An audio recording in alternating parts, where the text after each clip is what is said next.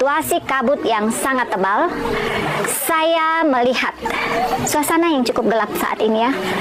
Kabut menunjukkan, mohon maaf, saya melihat di sini ada situasi yang akan berkabut kembali di negeri ini. Baik secara politik, ekonomi, dan ini masih relate dengan prediksi ramalan saya sebelumnya. Situasi saat ini berkabut, artinya negeri ini masih berkabut, warga Papat. Masih banyak ditutupi, diselimuti ya dengan kabut di negeri ini. Apa itu kabut di negeri ini? Suasana manipulatif, orang-orang bertangan kotor yang menutup semua kebenaran yang ada di negeri ini saat ini. Kemudian kita ketahui juga di sini alam ini mengisyaratkan pergerakan atau energi dari manusia atau umat manusia yang menghuninya.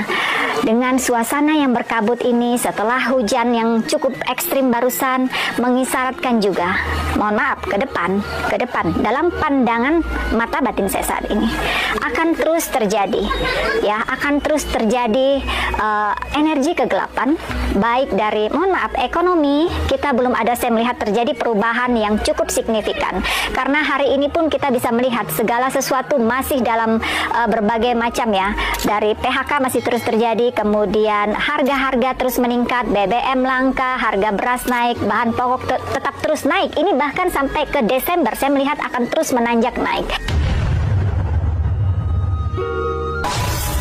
Kemudian juga kondisi suhu politik di Indonesia saya melihat pun belum mereda. Ada berbagai macam intrik, dan saat ini pun saya melihat ya dari gambaran yang kemarin pernah saya ulas di awal Oktober, yaitu terjadi keracunan massal dari MBG ya, makan bergizi gratis yang diberikan kepada siswa dari tingkat SD, SMP, SMA, SMK di seluruh Indonesia yang menelan korban lebih dari 5.000 orang siswa, bahkan ada yang meninggal dunia di Jawa Barat. Ini adalah suatu peristiwa yang bukan kebetulan. Bisa kita lihat di sini berkabut, itu yang saya sampaikan tadi. Indonesia ini penuh dengan kabut, termasuk ini tadi. Ini bukan suatu kebetulan ya, bukan suatu kebetulan ketika terjadi keracunan massal. Ini bukan suatu kebetulan. Sudah saya sampaikan bahwa ada satu sistem, ada di sini juga seperti sabotase yang saya lihat ya dalam MBG ini. Ini bukan suatu kebetulan, karena begini, jika ini suatu kebetulan, kenapa harus terjadi di beberapa daerah secara berbarengan, hampir berbarengan, dan kemudian menelan ribuan ya, peristiwa yang hampir berjalan dalam satu peristiwa. Kemudian ini terjadi di beberapa kota ya, dan ini masih terjadi hingga detik ini, hingga hari ini. Lalu di sini apa tindakan dari pemerintah sendiri terhadap keracunan massal dari MBG ini? Tidak ada transparansi ya dari pemerintah kepada masyarakat. Apa yang menjadi sebab masih disalahkan adalah kalangan bawah. Padahal di sini kalau kita ketahui, saya mengulas kembali di negara-negara luar, Cina dan sebagainya melakukan juga makan bergizi gratis. Namun ketika terjadi hal seperti ini, ada menelan korban, maka yang didahulukan untuk di reshuffle atau diganti adalah ketuanya. Namun saat ini Indonesia yang diganti atau yang disalahkan itu adalah para pekerja di kalangan bawah ya, mereka-mereka yang mungkin menyiapkan gitu ya, padahal ini kan kesalahan dari atas. Sistem ini kembali lagi seperti yang saya ulas sebelumnya adalah sistem yang keliru, yang harus dihentikan, kemudian harus dicek di laboratorium, kemudian dibenahi dulu baru dilanjutkan begitu ya. Jangan terus ini bergulir berjalan namun ini menelan korban. Apakah ini memang salah satu cara dari asing atau para kaum elit global yang ingin menguasai Indonesia?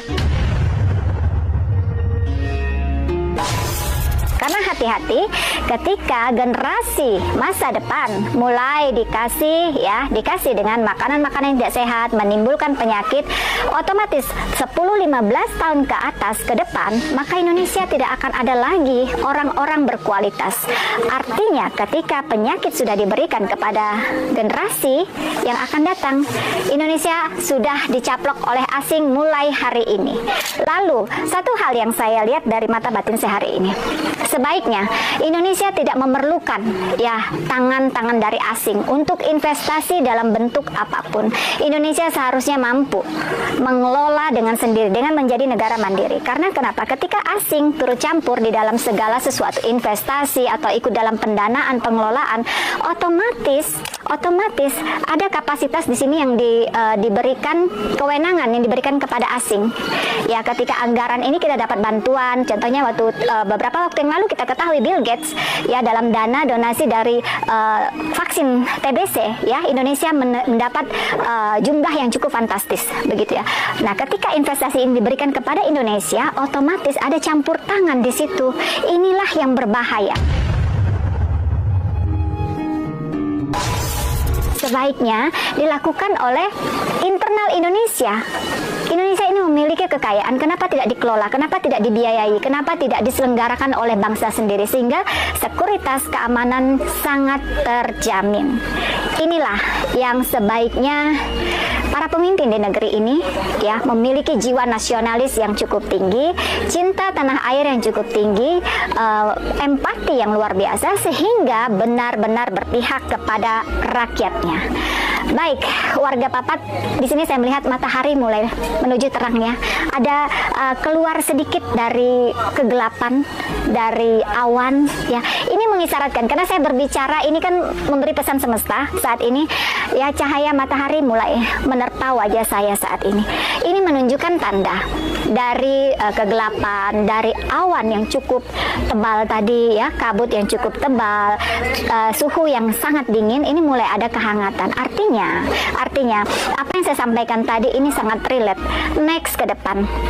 Seperti yang sudah pernah saya sampaikan bahwa ini adalah era ya, semua segala sesuatu digodok, dibersihkan dari era kala bendu. Kemudian saya melihat di sini dari dampak gempa yang cukup besar di atas 7 skala Richter akan mengakibatkan, mohon maaf sekali, semoga ini salah karena saya juga tidak menginginkan ada megatrust. Ya, megatrust inilah yang sudah terjadi dalam ramalan saya sebelumnya dan ini relate dengan ramalan Jayabaya, terjadi terbelahnya Pulau Jawa. Warga Papat, ini bukan menakut-nakuti, cuma saya merasakan ini getarannya semakin hari semakin besar dan ini berada di penghujung tahun 2025. Lalu di sini juga seperti kalau warga Papat ketahui beberapa waktu lalu dan akan terjadi hujan meteor. Ini menunjukkan bahwa krisis global sudah tidak dapat lagi dibendung saat ini. Terjadi perubahan iklim yang cukup signifikan. Terjadi hujan meteor ini menunjukkan bahwa warga Papat perlu ketahui lapisan oksigen yang ada di bumi ini, di bumi kita ini sudah sangat menipis. Ini dampak dari bahwa perilaku manusia, umat manusia yang sangat tidak memperhatikan bagaimana menjaga kestabilan antara manusia dengan alam. Disinilah hukum alam ini akan terus bertindak. Ini yang menyebabkan terjadinya ya, jika suatu saat the end of the world gitu ya, berakhirnya kehidupan di muka bumi ini bukan disebabkan oleh semesta yang menciptakan, namun penghuninya lah, manusianya lah yang tidak bisa berselaras dengan alam. Manusia yang mulai menjadi rakus, manusia yang mulai merasa dirinya adalah Tuhan.